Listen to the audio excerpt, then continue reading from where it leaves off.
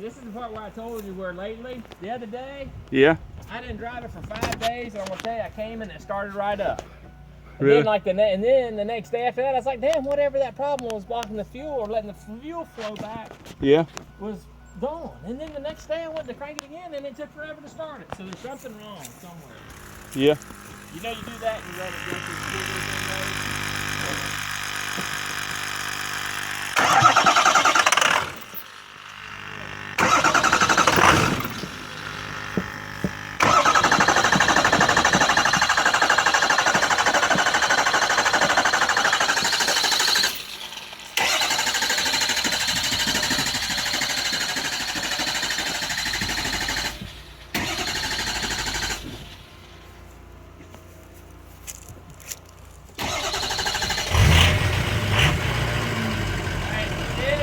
Uh-huh.